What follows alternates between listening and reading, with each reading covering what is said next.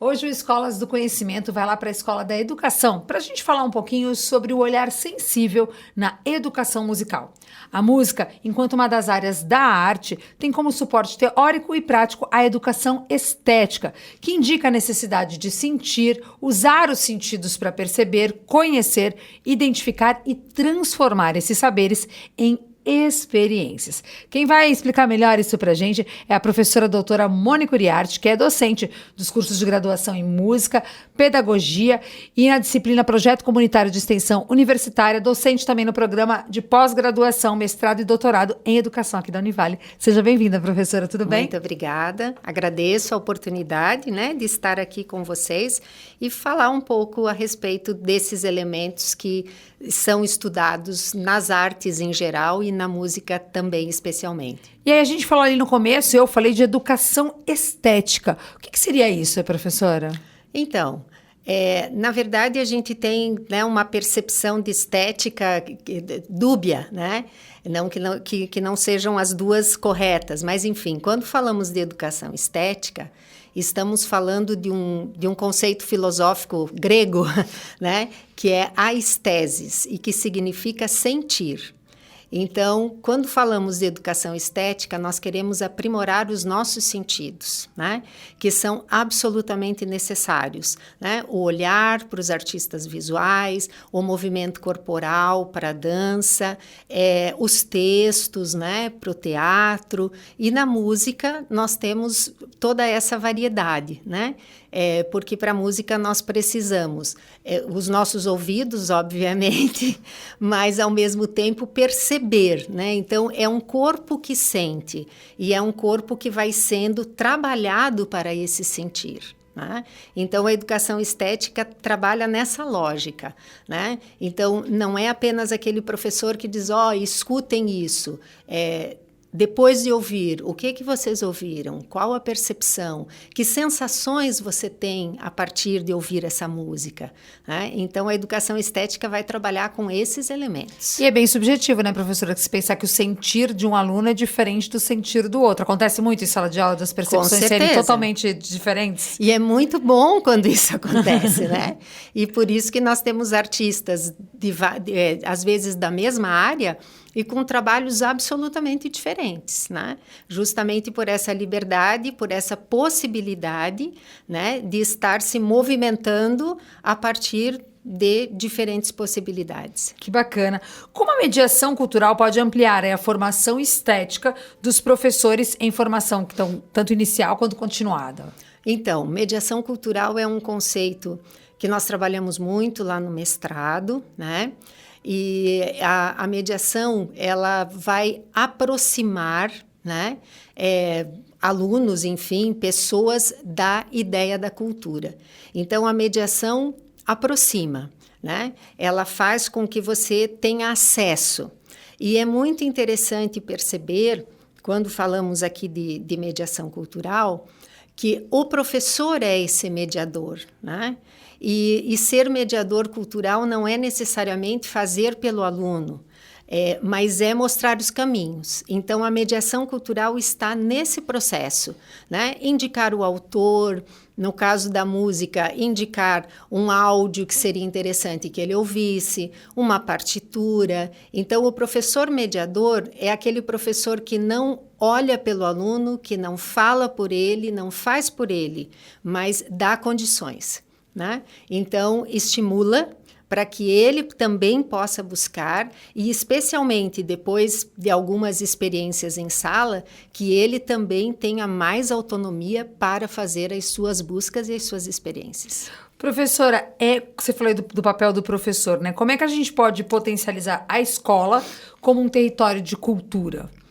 Então, outra questão, Porque cultura também é um conceito enorme, E cultura são formas de fazer, né? Então, como fazemos, a nossa fala, né? Ela é cultural.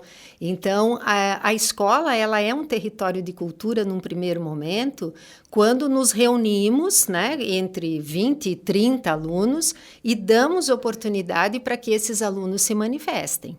Então, essa troca que existe dentro da sala de aula entre professor e acadêmicos, né? E entre os próprios acadêmicos, no curso de licenciatura, por exemplo, entre esses acadêmicos que já estão fazendo estágio, estão nas escolas com outros alunos, né? Então, esse processo ele vai acontecer à medida em que nós nos disponibilizamos, né? A abrir esse espaço para que seja possível ampliar os nossos sentidos dentro da educação estética, né? Mediar a cultura, que é essa possibilidade de dar condições, mas principalmente de dar acesso. Falando um pouquinho, você falou da licenciatura, eu fiquei aqui pensando, a educação estética, ela é mais importante para quem faz a licenciatura ou para quem faz o bacharelado em música? Porque na licenciatura me parece que ele vai repetir esse processo com os alunos na escola. A importância é diferente? Tem um valor na carreira diferente ou não? Eu diria que ela é tão importante quanto, né? Vamos pensar, no bacharel, esse aluno, ele estuda um instrumento específico, né? Lógico, tem acesso a vários, mas ele entra escolhendo um instrumento e a intenção dele é se comunicar por meio desse instrumento, né? Então, aqui ele tem algo que ele precisa treinar, né? E que ele precisa sentir no primeiro momento para que ele possa comunicar, senão essa comunicação não acontece, tá? Então, eu diria assim, que no bacharelado ela é um pouco mais individual, né? É o aluno com o seu instrumento, porque ele não sabe ainda, né, aonde que ele vai se realizar profissionalmente, né? Agora, quando nós falamos do acadêmico da licenciatura, isso acontece o tempo inteiro, né? Porque na própria sala eles estão sempre trocando, porque eles têm a mesma disciplina, eles dão aulas uns para os outros para começar essa experiência e depois, quando vão para as escolas, eles se veem nessa situação. Agora, eu sou o mediador, né? E tem todo esse processo com, né, os alunos, enfim, nos espaços que eles vão trabalhar. Que bacana. E para a gente finalizar nosso bate-papo, professora, a gente colocou aqui o tópico emancipação, né? Como é que a gente pode esperar isso na formação dos professores? Então, esse conceito, ele vem de um filósofo francês, Jacques Rancière, e ele cabe muito bem para nós das artes e eu diria para a educação como um todo, né? Porque ele vai trazer uma questão do professor emancipador e do professor explicador, né?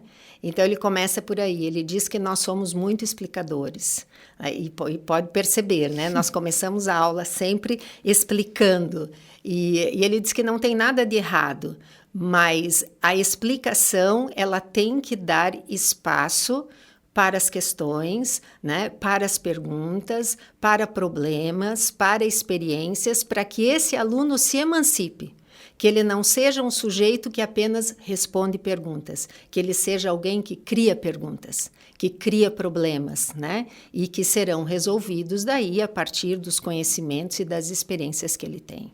Que bacana! A gente conversou hoje com a professora Mônica Uriarte, falamos aqui um pouquinho sobre o olhar sensível na educação musical, falamos de educação estética. Muito obrigada por trazer aí esses conceitos para a gente explicar um pouquinho mais, né? Às vezes o pessoal pensa em educação estética, pensa em outra coisa e ficou claro que não é o sentir, né? Não é o por sentir. Fora, é o que está mais por dentro, né, professora? Exatamente.